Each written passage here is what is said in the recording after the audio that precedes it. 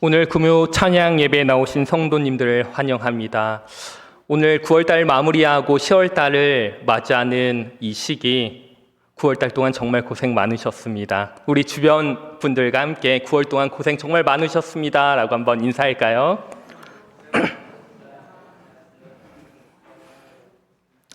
9월달 마무리하고 10월달 맞이하는 이 시기, 추수의 계절인 가을을 보내고 있습니다. 바람도 제법 선선하죠. 이 시기는 한국말로 가을 거지, 수확을 하는 농부들의 손길이 분주한 때이기도 합니다. 이맘때 떠오르는 말씀이 있는데요. 우리가 함께 읽은 말씀 바로 룻기입니다. 오늘 여러분과 함께 룻기의 말씀을 함께 나누도록 하겠습니다. 여러분은 룻기 하면 어떤 게 떠오르시나요? 시어머니. 네, 시어머니가 가장 먼저 떠오르시군요.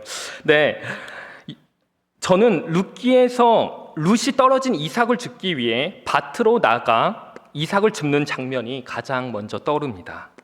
그러면서 밀레에 이삭 줍는 여인을 떠올리곤 합니다. 화면에 나오는데요. 밀레는 이 그림을 1857년에 완성했다고 합니다.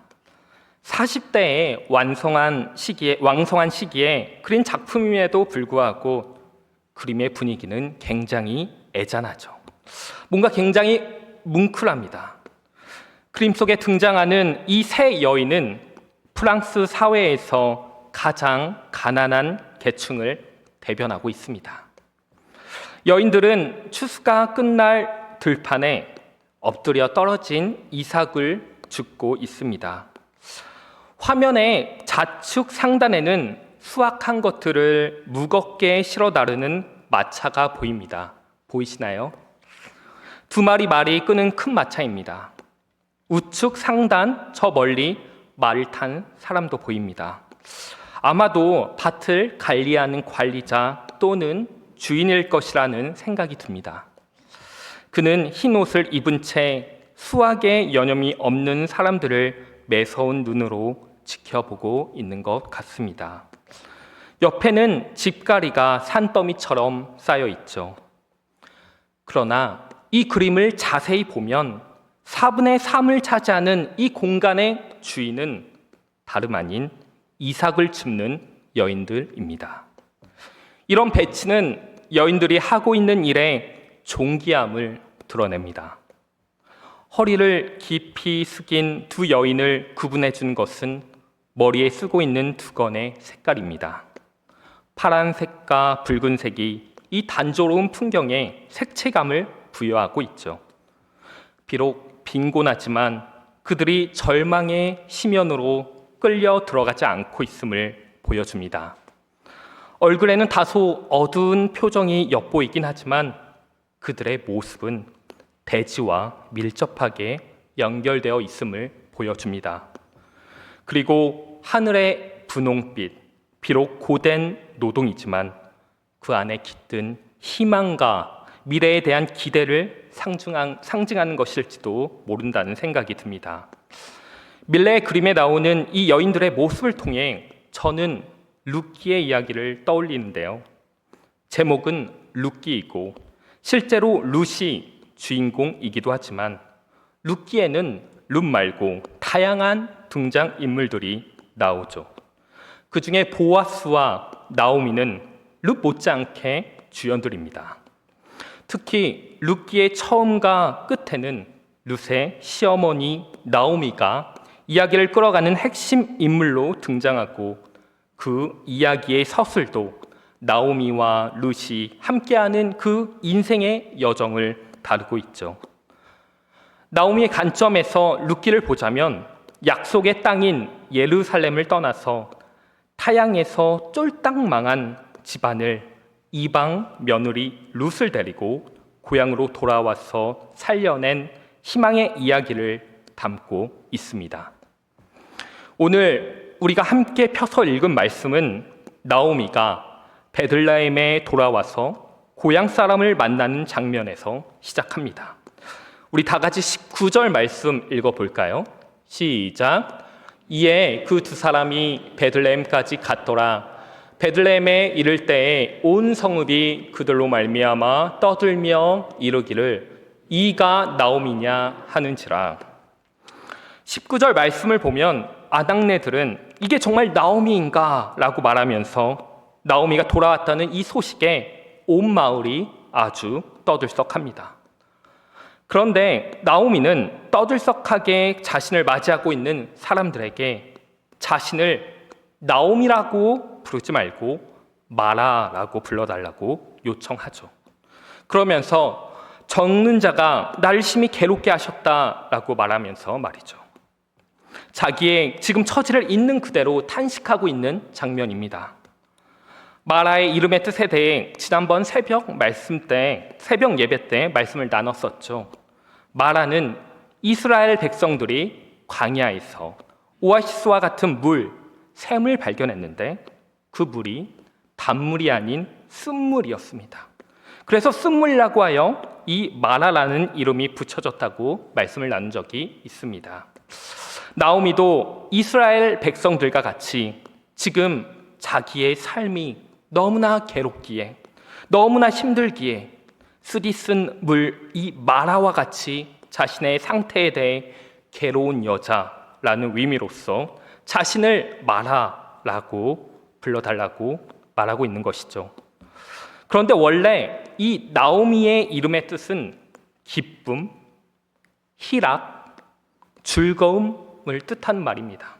즉 행복한 여자, 기쁜 여자라는 뜻을 지닌 이름이죠. 나오미는 그렇게 원래 행복해야 하는 사람인데 지금은 아니라는 것입니다. 행복하고 즐거운 여자 나오미가 아니라 아주 쓰디쓴 맛을 철저하게 느끼고 철저하게 괴로운 지금 마라의 삶을 살고 있다는 것입니다. 그녀의 심정이 이해가 되나요? 나오미는 왜 이렇게 말했을까요? 룻기 1장 전체를 보면 쉽게 알 수 있습니다. 룻기 1장 1절에서 5절까지의 말씀 우리 다 같이 읽겠습니다. 시작. 사사들이 치리하던 때에 그 땅에 흉년이 드니라. 유다 베들레헴의 한 사람이 그의 아내와 두 아들을 데리고 모압 지방에 가서 거류하였는데 그 사람의 이름은 엘리멜렉이요 그의 아내의 이름은 나오미요 그의 두 아들의 이름은 말론과 기럯이니 유다 베들레헴 에브라 사람들이더라. 그들이 모압 지방에 들어가서 거기 살더니 나오미의 남편 엘리멜렉이 죽고 나오미와 그의 두 아들이 남았으며 그들은 모압 여자 중에서 그들의 아내를 맞이하였는데 하나의 이름은 오르바요 하나의 이름은 루시더라. 그들이 거기에 거주한 지 10년쯤에 말론과 기럯 두 사람이 다 죽고 그 여인은 두 아들과 남편의 뒤에 남았더라.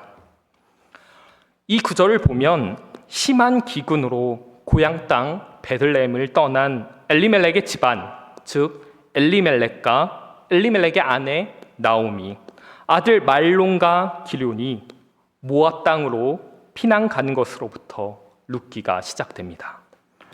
그런데 그 모압에 거주하는 10년의 시간 동안 이 나오미는 엘리멜렉과 사별을 하고 사랑하는 두 아들마저도 잃게 됩니다. 남편인 엘리멜렉의 이름은 나의 하나님이 왕이시다 하는 신앙의 고백이 담긴 뜻을 지니고 있습니다. 그런데 이 유대의 가정이 유대인 가정은 모압 땅에서 매우 힘든 삶을 산 것처럼 보입니다.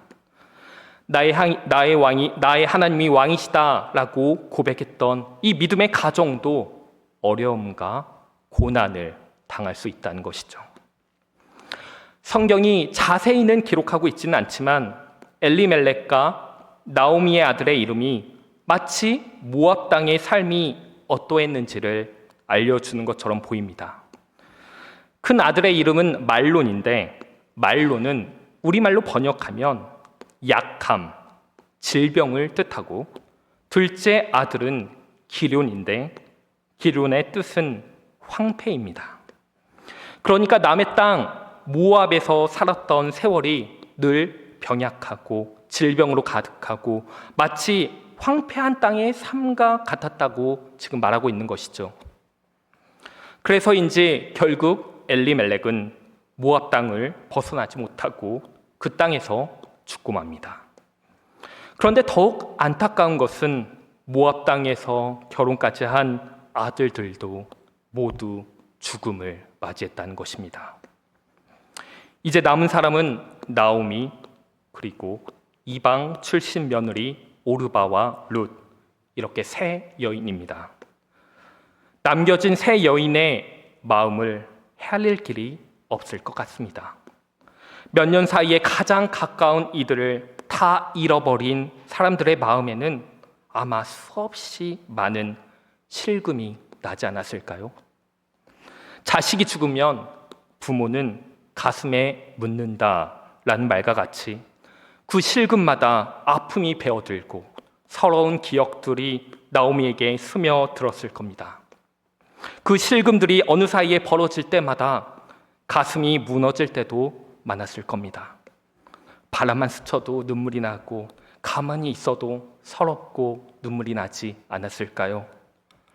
과거 시족을 중심으로 한 집단 사회에서 남겨진 이 세 여인들이 당했을 그 무시와 천대와 삶의 어려움은 이만저만한 것이 아니었을 것입니다. 이들의 삶이 절망과 아픔으로 가득 찼다는 것이죠. 그런데 나오미가 고향으로 돌아가기로 결심을 하고 그 길에 큰 아들의 며느리 룻이 함께 동행합니다. 그래서 고향으로 돌아온 나오미는 마을 사람들에게 이제 자기의 처지는 행복한 나오미가 아니라 쓰디쓴 불행하고 괴로운 마라라고 부르게 한 것이죠. 나오미는 전능자, 즉 하나님께서 나를 심히 괴롭게 하셨다, 그리고 여호와께서 나를 징벌하셨다라고 자신의 신세 한탄과 탄식을 고합니다. 그녀의 말은 깊은 슬픔과 절망을 드러내며 인생의 시련이 얼마나 무겁고 고통스러운지를 고백하고 있습니다. 이러한 신세 한탄은 우리 모두가 공감할 수 있는 감정일 겁니다. 삶에서 겪는 이 고난과 아픔은 때때로 우리가 하나님과의 관계에 의문을 품게 만들곤 합니다. 그리고 한편으로 정말 자신이 원치 않는 고난과 공경의 한복판에 있을 때는 하나님께 탄식하고 하나님께 기도로 자신의 마음을 있는 그대로 표현하는 것이 오히려 좋다고 말하고 싶습니다. 정말로 힘든데 안 힘든 척하는 것보다 자신의 힘든 상황을 있는 그대로 하나님께 털어놓아야 합니다. 그리고 자신의 고통과 아픔을 하나님 앞에 털어놓을 때만이 자신의 신앙을 돌아보며 그 아픔을 통해 오히려 자신의 신앙이 성숙할 수 있는 기회와 계기가 될 수 있기 때문입니다. 속은 타들어가고 문드러지는데 겉은 아닌 척하는 것보다는 우리 하나님 앞에 나와서 솔직하게 하나님께 고하며 기도를 해야 한다는 것이죠. 자신의 품위와 자신의 지위와 자신의 자존심을 지킨다면서 겉으로만 괜찮은 척하는 것보다 차라리 자신의 부족한 부분들을, 아직 나약한 나의 믿음을, 나의 아픔을 있는 그대로 드러내고 인정하는 것이 더 낫다는 것입니다. 하지만 나오미를 통해 우리가 기억해야 하는 것은 이러한 절망 속에서도 나오미는 자신의 신앙을 완전히 잃지 않았다는 것입니다. 하나님을 기억했다는 것이죠. 그녀의 고백이 비록 하나님에 대한 원망과 탄식이 섞인 고백일지라도 그녀는 하나님을 떠나지 않았고 하나님의 주권을 인정하는 모습을 보여주고 있습니다. 나오미가 고향으로 돌아가려는 이유에 대해 룻기 1장 6절 말씀은 이렇게 기록하고 있습니다. 6절 말씀입니다. 우리 다 같이 읽을까요? 시작. 그 여인이 모압 지방에서 여호와께서 자기 백성을 돌보시사 그들에게 양식을 주셨다함을 듣고 이에 두 며느리와 함께 일어나 모압 지방에서 돌아오려 하여. 아멘. 여호와께서 자기 백성을 돌보시사. 여호와께서 자기 백성을 돌보시사 그리고 함께 일어나. 나오미는 여호와께서 자기 백성을 돌보셔서 그들에게 양식을 주셨다는 소식을 들었습니다. 그녀는 여전히 하나님의 돌보심을 기억하고 있었습니다. 비록 그녀는 자신이 모압 땅에서 살고 있고 그녀의 삶은 고난으로 슬픔으로 가득 차 있었고 모든 것을 잃은 듯한 절망 속에 있었지만 하나님께서 여전히 그분의 백성을 돌보신다는 그 믿음이 나오미를 다시 그 절망에서 일어나게 한 것입니다. 우리가 여기에서 주목해야 할 것은 나오미가 단지 자신이 처한 상황에 매몰되지 않고 하나님의 약속을 붙잡고 있다는 점입니다. 때로는 우리의 삶에 고난과 어려움이 닥칠 때 모든 것이 끝난 것처럼 느껴질 수 있습니다. 하지만 나오미처럼 우리가 하나님의 은혜와 하나님의 돌보심을 기억할 때 우리는 다시 일어나는 힘을 얻게 됩니다. 나오미는 고향으로 돌아가는 이 여정을 통해 다시 하나님과 연결되는 길을 선택하는 것입니다. 그녀의 결정은 단순히 지리적인 이동이 아니라 영적인 회복을 향한 첫 걸음이었습니다. 나오미의 이야기는 우리에게 절망 속에서도 하나님의 은혜를 신뢰하고 다시 일어설 수 있는 용기를 주는 본 보기를 보여주고 있습니다. 성도 여러분, 우리의 삶은 나오미의 이름처럼 기쁘고 즐거운 인생으로만 가득 차 있지 않죠. 행복한 시절만 있을 수 없고 인생의 쓴맛을 느낄 때가 얼마나 많습니까? 인생은 행복과 불행, 즐거움과 괴로움, 오르막과 내리막, 그리고 나오미와 마라 사이를 늘 왔다 갔다 하는 형국이 되기 마련입니다. 더욱 중요한 것은 우리가 그럴 때마다 우리 기독교인이, 우리 성도된 우리가 우리의 삶을 잘 이해하고 받아들이고 포기하지 않고 하나님을 끝까지 신뢰한다면 오히려 우리가 나오미가 되었든지 마라가 되었든지 그것이 중요한 것이 아니라 우리의 삶이 하나님 안에서 형통할 수 있다는 말입니다. 많은 학자들이 룻기가 왜 성경에 들어와 있는지를 묻습니다. 그러면서 룻기는 아마 사사시대, 즉 모든 이들이 자기 뜻대로 행했던 그 시대가 막을 닫고 이제 하나님의 선택을 받은 왕정으로 넘어가는 가정에서 도대체 이 왕정은 어디로부터 기원되었는가, 무엇으로부터 생겨났는가를 보여주기 위해 들어온 것이라고 주장합니다.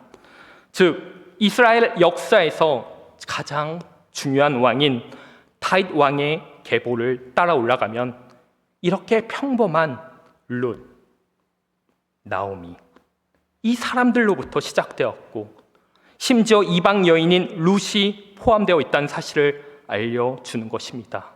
그리고 이 룻은 예수님의 족보에 올라온 인물이죠. 왕정이 되더라도 왕이 왕을 세울지라도 그 왕은 자기가 원래 평범한 사람이었다는 것을 잊어버리지 말고 권력의 지혜 백성을 약탈하거나 피를 부르는 일을 저지르지 말고 오로지 하나님 한 분만을 진정한 왕으로 섬기면서 백성들과 더불어서 함께 하나님을 섬기라는 정치를 하라는 뜻인 것입니다.